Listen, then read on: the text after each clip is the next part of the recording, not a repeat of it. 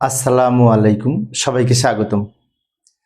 প্রিয় শিক্ষার্থী বন্ধুরা, যে হিসাব বিজ্ঞান প্রথম পত্রের সপ্তম অধ্যায়ের কার্যপত্র সম্পর্কিত ওয়ার্কশিট সম্পর্কিত এই যে কুমিল্লা বোর্ড 2024 সালে যে সৃজনশীল প্রশ্নটি এসেছিল, এই প্রশ্নটির সঠিক সমাধানের চেষ্টা করব।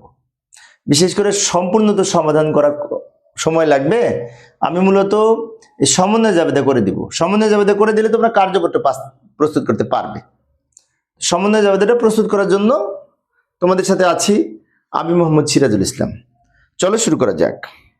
প্রথমে আমরা যা সমন্বয় যে কটা ছিল নিয়ে এসে রাখলাম, এবার এগুলো দেখে দেখে আমরা সমন্বয় জাবেদা প্রস্তুত করব। খ নাম্বারে সমন্বয় জাবেদা প্রস্তুত করতে বলেছিল, খ নাম্বারে। তো খ নাম্বারের সমাধানটা করে দিলে এই সমন্বয় জাবেদা দেখে তোমরা কার্যপত্র প্রস্তুত করতে পারবে। কারণ কার্যপত্র প্রস্তুত করার পূর্ব শর্ত হচ্ছে সমন্বয় জাবেদাটা ভালো মতো করতে হবে। সমন্বয় জাবেদাটা যদি কেউ ঠিক মতো পারে, তার কাছে কার্যপত্র সহজ। তো সমন্বয় এখানে এগুলো দেওয়া আছে, আমি নিয়ে এসেছি। এক নম্বর সমন্বয় বলেছে, তারিখ লিখি, ডিসেম্বর 31 তারিখে অগ্রিম বীমার পরিমাণ 12,000 টাকা। তার মানে কি, আমাদের রেওয়া মিলে বীমা ছিল, অগ্রিম বীমা ছিল। আর এখানে কত টাকা আছে দেখি, রেওয়া মিলে কত ছিল অগ্রিম বীমা। আমার কাছে অবশ্য বই আছে। রেওয়া মিলে অগ্রিম বীমা ছিল 20,000 টাকা। এই যে 20,000 টাকা আমার বইতে দেখলাম। তোমাদের কাছে বই আছে, যে কুমিল্লা বোর্ড 2024 সালের প্রশ্নের আমি সমাধান করাচ্ছি। প্রশ্ন আমার সামনে আছে, সেখানে দেখলাম রেওয়া মিলে অগ্রিম বীমা ছিল 20,000 টাকা। আর এইখানে এক নম্বর সমন্বয়ে বলেছে 31 ডিসেম্বর তারিখে অগ্রিম বীমা আছে 12,000 টাকা। তাহলে আগে ছিল 20,000, এখন অগ্রিম আছে 12,000। তো নাই হয়েছে কত টাকা? নাই কত টাকা? পার্থক্য 8,000 টাকা কিন্তু নাই, তাই না? ওই 8,000 টাকা খরচ হয়ে গেছে, এক্সপায়ার হয়ে গেছে, নিঃশেষ হয়ে গেছে, মেয়াদ উত্তীর্ণ হয়ে গেছে। তা বিমার যদি মেয়াদ উত্তীর্ণ হয়, তার জন্য কি জাবেদা করি মনে আছে?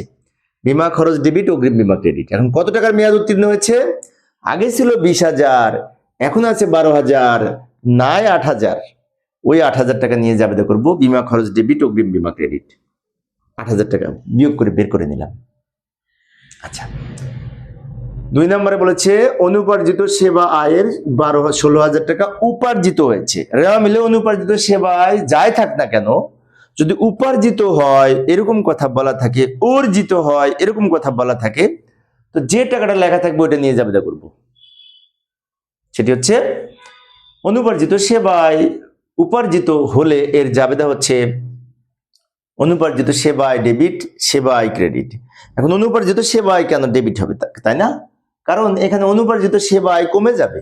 অনুপার্জিত সেবায়ের মধ্য হতে যদি উপার্জিত হয়, এখানে অনুপার্জিত সেবায় কমে যাবে।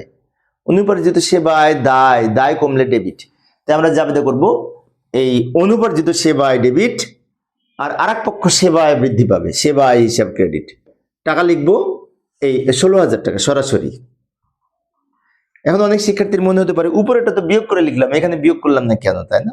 ওই যে বললাম, অনুপার্জিত সেবায়ের এত টাকা উপার্জিত হয়েছে যদি বলা থাকে, যেটা উপার্জন হবে ওইটা নিয়ে আমরা জাবেদা করব। তবে এখানে একটি বিষয় বলে রাখি, মাঝে মাঝে কিন্তু আবার সেবায় ডেবিট, অনুপার্জিত সেবায়ও ক্রেডিট হয়। যেমন পূর্বের ক্লাসে সম্ভবত কোন বোর্ড যেন, যশোর বোর্ড না কোন বোর্ডে যেন একটা প্রশ্ন এসেছে, এটার উল্টা জাবেদা হয়। ঠিক আছে, সেকে যদি রেওয়া মিলে অনুপার্জিত সেবায় না থাকে, আর সমন্বয় যদি বলা থাকে অনুপার্জিত সেবায় এত টাকা, এরকম যদি বলা থাকে, ওটা তোমরা দেখবে সম্ভবত যশোর বোর্ড না কোন বোর্ড যেন 2024 সালে পূর্বের ক্লাসে আমি করিয়েছিলাম। ওকে, 3 নম্বরে বলেছে সাপ্লাইজ ব্যবহৃত হয়েছে 5,000। ব্যবহৃত হয়েছে যদি বলা থাকে, তাহলে রেওয়া মিলে সাপ্লাই যাই থাক না কেন এই ব্যবহৃতটুকু নিয়ে জাবেদা করব। ব্যবহৃত হয়েছে, খরচ হয়েছে, ওটা নিয়ে আমরা সরাসরি জাবেদা করব। কি জাবেদা? সাপ্লাইজ খরচ ডেবিট, সাপ্লাইজ ক্রেডিট, এই জাবেদা। সাপ্লাইজ খরচ ডেবিট, সাপ্লাইজ ক্রেডিট। টাকা লিখবো এই 5,000। এখানেও কিন্তু আমরা বিয়োগ করে লিখছি না। কারণ কি? কারণ সরাসরি বলা আছে কত টাকা খরচ হয়েছে। মূলত সাপ্লাইজ খরচ ডেবিট, সাপ্লাইজ ক্রেডিট আমরা জাবেদা করি যতটুকু খরচ হয়েছে সেটুকু নিয়ে। তাহলে এখানে সরাসরি যদি বলা থাকে কত টাকা খরচ হয়েছে, তাহলে কিন্তু আর আমার বিয়োগ করে বের করার দরকার নেই। তাই ব্যবহৃত কথা বলা থাকলে, খরচ হয়েছে বলা থাকলে, নিঃশেষ হয়েছে বলা থাকলে, ওইটা নিয়ে জাবেদা করব। নিঃশেষ হয়েছে, খরচ হয়েছে, ব্যবহৃত হয়েছে, সমার্থক, সেম কথা। ভূমি ও দালানের উপর 10% অবচয় ধরতে হবে। তো ভূমি ও দালান রেওয়া মিলে যা ছিল, কত টাকা আছে দেখি, আমার সামনে তো রেওয়া মিলে আছে, ভূমি ও দালান রেওয়া মিলে আছে 1,30,000 টাকা।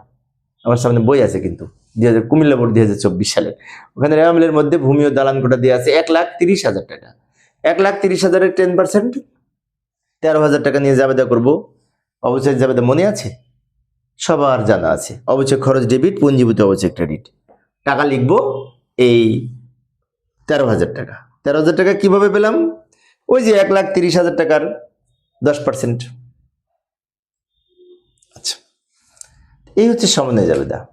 এখন সমন্বয় জাবেদা করে দিয়েছি, তোমরা হয়তো কার্যপত্র পারবে। গ নাম্বারে কার্যপত্র করতে বলেছে, গ নাম্বারে 10 কলাম ওয়ার্কশিট, মানে 10 ঘোরা কার্যপত্র। এখানে ধরবে না, সময়ও বেশি লাগবে। কার্যপত্র ইতিপূর্বে আমি কিভাবে করতে হয় দেখিয়ে দিয়েছি, আশা করি তোমরা এখন পারবে। পরের ক্লাসটা দেখার আমন্ত্রণ রইল। খোদা হাফেজ।